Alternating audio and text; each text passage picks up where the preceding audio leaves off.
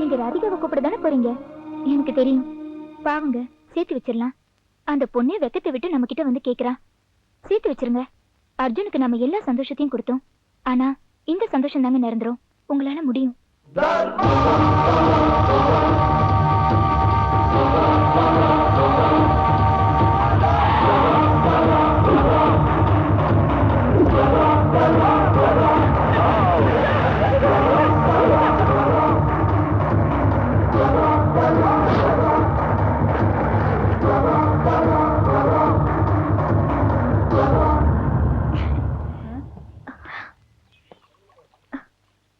பாதர்மா, எப்படி இருக்க? நல்லா இருக்கேன் கமிஷனர் சார், ரொம்ப நல்லா இருக்கேன். என்ன விஷயம்? ஏதாவது வேணுமா?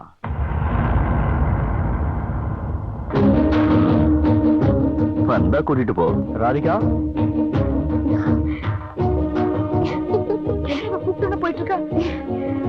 அடி பாவி, உனக்கு என்ன பைத்தியமா பிடிச்சிருக்கு? அவர் பக்கத்துல போய் நின்னுட்டு இருக்க. பாருங்க. வரேன் கமிஷனர் சார். கூப்பிடுங்க. ஏய் ராதிகா, ஏய் ராதிகா.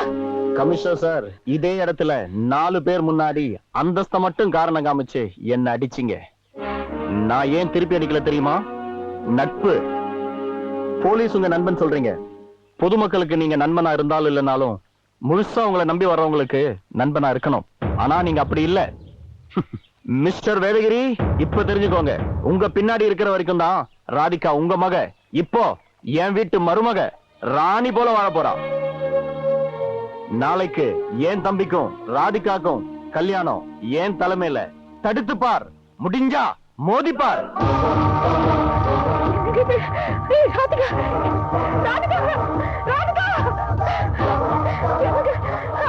போயிட்டு இருக்க, நீங்க பேசாம இருக்கீங்களே.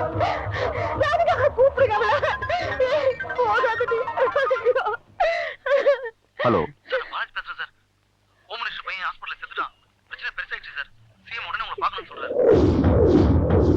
ஒண்ணு பாட்டு நாங்க போயிட்டு இருக்கீங்க, போன் பண்ணி சிரிச்சிட்டு இருக்கீங்களே. போய் காஃபி கொண்டு வா. என்னது காஃபி கொண்டு வரதா?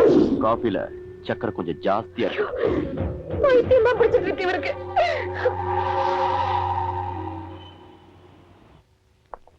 Hello sir. Hello. Please wait for 2 minutes. CM is coming now. Okay. Kindly be seated. Thank you.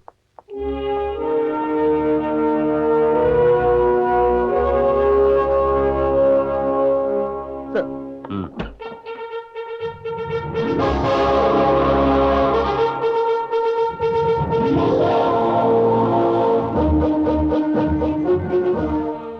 Hello. தலைவர் சிலைக்கு மாலை போடணும்னு ஜாதிக்காரங்கள ரோட்ட மறிச்சிருக்காங்க. என்னையா ஜாதி சங்கம்? இன்னும் 10 நிமிஷத்துல அந்த ஏரியாவே கிளியரா இருக்கணும். தலைவர் சிலைக்கு மாலை போடுறேன், ஊர்வலம் போறேன்னு சொல்லி எவனாவது ரோட்டை மறிச்சா லத்தி சார்ஜ் பண்ணுங்க. பிரச்சனைனா தலைவர் சிலையை தூக்கிடுங்க. அப்படியே அவனுக்காக தலைவர் முக்கியம்னா அவன் வீட்டு வாசல வச்சு கும்பிட சொல்லுங்க, இல்ல பீச்சில் கொண்டு போய் நடுக்க சொல்லுங்க. நடு ரோட்ல சிலையை வச்சு மக்களை எதுக்கே டிஸ்டர்ப் பண்ணலாம்?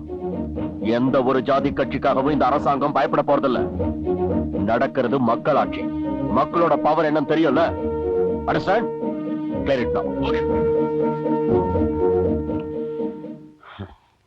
Good evening. நடந்த விஷயத்துல நானும் கேள்விப்பட்டேன். ரொம்ப கேவலமா இருக்கு. கமிஷனர் பொண்ணுக்கும் ஒரு ஹோம் மினிஸ்டர் பையனுக்கும் பாதுகாப்பு இல்லைன்னா சாதாரண கூலி தொழிலாளி 25 ரூபாய் சம்பளம் வாங்கி ஒரு வேளை மட்டும் சாப்பிட்டுட்டு இருக்கானே, அவனுக்கு எப்படி பாதுகாப்பு கிடைக்கும்? உங்க கையில தான் பவர் கொடுத்து வச்சிருக்கேன். இருந்து ஏன் ரவுடிஸ ஒழியல? நாளைக்கு காலையில விடியும் போது இந்த சிட்டில ஒரு ரவுடி இருக்க கூடாது. என்கவுண்டர் பண்ணி எல்லாரையும் தூக்கு. எக்ஸ்கியூஸ் மீ சார், நான் கொஞ்சம் பேசலாமா? மக்கள் பாதிக்கப்படுறாங்களேங்கிற அக்கறையில நீங்க பேசுறீங்க. ரவுடிங்களை அழிக்கணும்னு சொல்றீங்க. அது தவறான அணுகுமுறை சார். தர்மா யாரு, மணி யாரு? இவங்க எல்லாம் 10-15 வருஷமா ரவுடியா தாதாவா ஃபார்மா இங்க வளர்த்திருக்காங்க. எத்தனை ஐஜியை பாத்திருப்பாங்க, எத்தனை அரசியல்வாதி பாத்திருப்பாங்க. அவங்களுக்கு தொட போற அதிகாரிகளை யாரும் தட்டி கேட்கறது இல்லையே சார். ஏன்? அதனாலதான பிரச்சனை சிஎம் வரைக்கும் வந்திருக்கு. நாம தானே நடவடிக்கை எடுக்கணும். நீங்க சொல்றது கரெக்ட் சார். ரவுடிகளையும் ரவுடி சத்தியும் நம்ம ஆரம்பத்திலேயே ஒடுக்கணும். அது மட்டும் இல்ல சார், இந்த ரவுடிகளுக்கு துணை போறவங்களையும் நாம கடுமையை தண்டிக்கணும் சார். ஒரு மாநிலத்தோட சிறப்பே அதோட சிஎம் வச்சுதான் இருக்கு. என் மாநிலம் நல்லா இருக்கணும்னு நான் நினைக்கிறது நியாயம் தானே.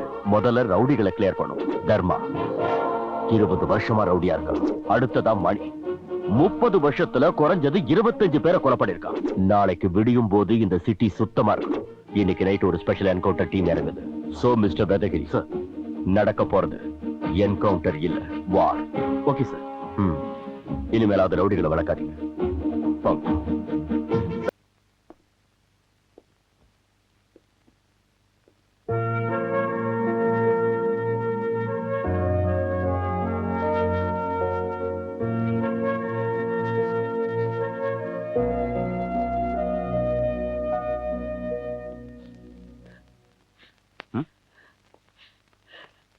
ஏன் அழுகுற? என்னமோ தெரியலங்க, என் மனசு படபடன்னு இருக்குதுங்க. நீங்க ஏதோ முடிவு எடுத்துட்டு தான் போறீங்கன்னு தெரியுது. தர்மன் தொழில வேணா ரவுடியா இருக்கலாம், ஆனா இங்கிருந்து போகும்போது நம்மகிட்ட ஒரு வார்த்தை சொல்லிட்டு போனா கேட்டீங்களா? உங்க பொண்ணு எங்க வீட்டுல ராணி மாதிரி வாழ்வான்னு சொன்னா. பேசாம அவ விரும்பின கூடவே வாழட்டும், விட்டுருங்க. நிறுத்து. இன்னொரு வார்த்தை பேசுன வறுமை வரலாம், பசி வரலாம், ஏன் நோய் கூட வரலாம். எல்லாத்துக்கும் ஒரு தீர்வு இருக்கு. ஆனா பழி உணர்ச்சி மட்டும் வரவே கூடாது. எனக்கு அது வந்துருச்சு. என் ஒவ்வொரு நிமிஷமும் வாழ்வா சாவாங்கிற போராட்டம் தான். யாருக்கும் தெரியக்கூடாது, யாருக்கும் தெரியக்கூடாதுன்னு எவ்வளவோ மறைச்சேன். டீ கடை, bus stand, police station, beach, பார்க்குன்னு எல்லா இடத்துலயும் என்ன வச்சு பெரிய பிசினஸ் ஆக்கிட்டானுங்க. சின்ன பையன் அடிச்சானமே, சின்ன பையன் அடிச்சானமே, யார வேண்டி இந்த அவமானம் எல்லாம் உன் பொண்ணால, அவ காதலால. அவளை மன்னிச்சு ஏத்துக்குங்கன்னு கூசாம சொல்ற? எல்லா சௌகரியத்தோட வளர்ப்போம், ஆனா காதல் வந்துருச்சுன்னா எல்லாத்தையும் விட்டுட்டு ஓடிடுவாங்க, அப்படிதானே? உன்னை கல்யாணம் பண்ணிட்டதுல இருந்து இன்னைக்கு வரைக்கும் நான் உன்னை அதட்டி பேசிருக்கனா, குழந்தைகளை அடிச்சிருக்கனா, எவ்வளவு சந்தோஷமா இருந்தா எல்லாரும். ஆனா எல்லாம் இன்னைக்கு தலைகீழ மாறிடுச்சு. ஒரு சின்ன பையன் ஒரே நைட்ல என் தலையெழுத்திய மாத்திட்டாண்டி. விடக்கூடாது, விட மாட்டேன்.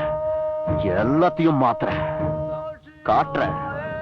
ரவுடிசனா என்ன, அதை அடக்குற போலீஸ்னா என்னன்னு மக்களுக்கு காட்டுறேன். படு மறைஞ்சிடுச்சு, வலி இன்னும் தீரல. என்னங்க, நாளைக்கு விடிஞ்சா உங்களுடைய பிறந்த நாள். நானும் அசோக்கும் உங்களுக்காக காத்துக்கிட்டு இருப்போம். நாளைக்கு என் பையன் கொண்டாட போறது உண்மையிலேயே நான் பிறந்ததுக்கு அர்த்தமான நாளா இருக்கும்.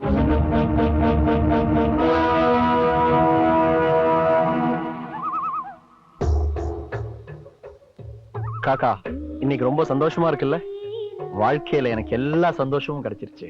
நம்ம எல்லாருக்காக வேண்டிதான் நான் கஷ்டப்பட்டேன். மனசு நிம்மதியா இருக்கு. எல்லாத்தையும் விட்டுட்டு ஒதுங்கிடலான் இருக்கேன். ஆரம்பத்துல நான் மணியோட சேர்ந்து தப்பான வாழ்க்கையை தேர்ந்தெடுத்துட்டேன். காய் வெட்ட ஒரு கத்தி, கடா வெட்ட ஒரு கத்தின்னு தனித்தனியா கத்தி இருக்கு. ஆனா நாம கழுத்து வெட்டுற கத்திய கையில எடுத்துட்டோம். இனி எந்த காரணத்துக்காகவும் அதை தொடாதீங்க. ஹலோ சார், நான் செல்வன் பேசுறேன் சார். தர்மன் எல்லாருக்கும் வீட்டுல விருந்து வச்சிருக்காரு சார். 15th அவனி தானே?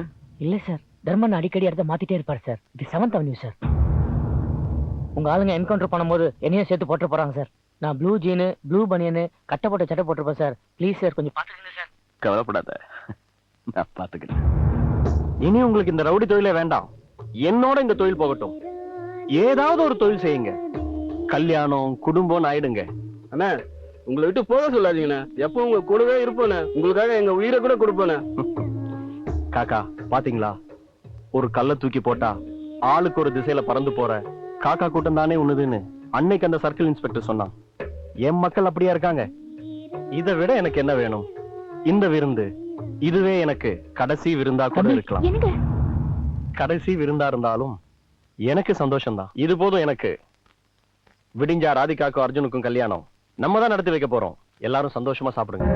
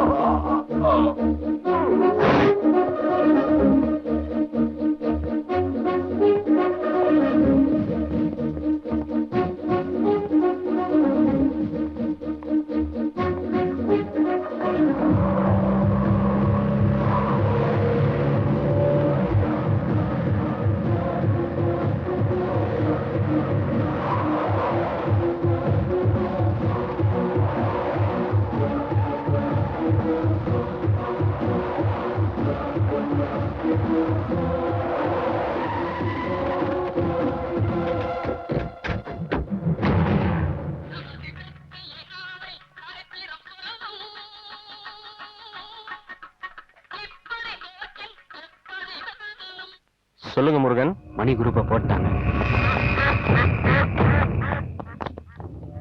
என்கவுண்டரா? ஆமா, காலையில 5 மணிக்கு. என் பேரும் இருக்கா? யார் ஆர்டர் போட்டது? சிஎம். இப்பதான் சொல்ல முடிஞ்சது. அப்படியே கொஞ்சம் வெளியே பாருங்க.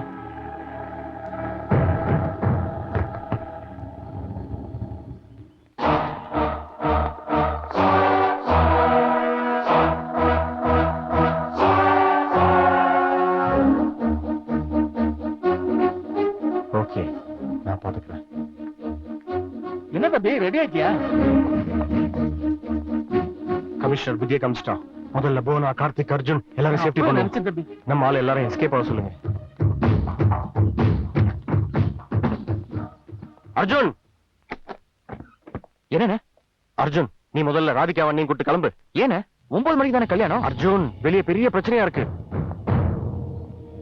வீட்டை சுத்தி போலீஸ் வந்திருக்கு. முதல்ல நீ கிளம்பு.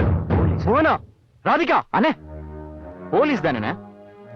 அவ அப்ப கமிஷனரு, எவனாவது லோக்கல் இன்ஸ்பெக்டர் அமைச்சிருப்பான். ஒன்னும் பிரச்சனை இல்லைண்ணே, ஒண்ணு மேஜர் தான். நான் பேசிக்கிறேன். அண்ணிய காஃபி போட சொல்லுங்க. தம்பி, இப்ப வந்திருக்க சாதாரண போலீஸ் இல்ல, என்கவுண்டர்.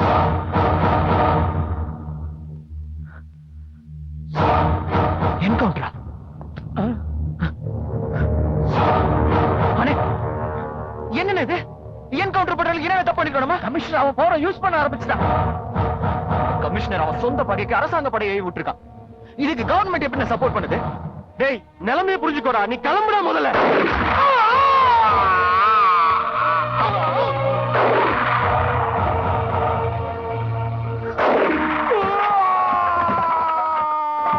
டேய், அவனுங்க ஆரம்பிச்சாங்கடா. இனி ஒருத்தரை முடிக்காம போக மாட்டாங்க. அர்ஜுனா, நீ கிளம்புன்னு சொல்றல. எங்க போக சொல்றீங்க? அண்ணே, உங்களை விட்டு நான் போக மாட்டேன். நீங்களும் வாங்க. வாங்க, எல்லாரும் போவோம். டேய் பாருடா, வெளியே சாரவங்கள யாரா? 5 வயசு 6 வயசுல இருந்து என் கூட ஒண்ணா இருந்தவங்கடா. என் கூட பிறக்கிற தம்பிங்கடா. அவங்க பொணத்து மேல ஏறி என்ன தப்பிச்சு ஓட சொல்றியா? இது என்னுடைய இறுதி போர். எல்லாரையும் காப்பாத்தணும்னா நான் உயிரோட இருக்கணும். அப்பதான் போராட முடியும். என்ன பத்தி கவலைப்படாத. அவங்களை கூட்டிட்டு போ. போ அர்ஜுனா. அண்ணே, கூட பிறக்காத தம்பிங்க அவங்களே உங்களுக்கு உயிரை கொடுக்கும் போது கூட பிறந்த தம்பி நான் எப்படி நான் உங்களை விட்டு போக முடியும்? முடியாது. என்ன மட்டும் ஏன் பயந்து ஓடி ஒளிய சொல்றீங்க? உன்னை ஓடி ஒளிய சொல்லல. பதுங்கிறதும் குழந்தை இல்ல. புலிகள் பதுங்கித்தான் பாயும்.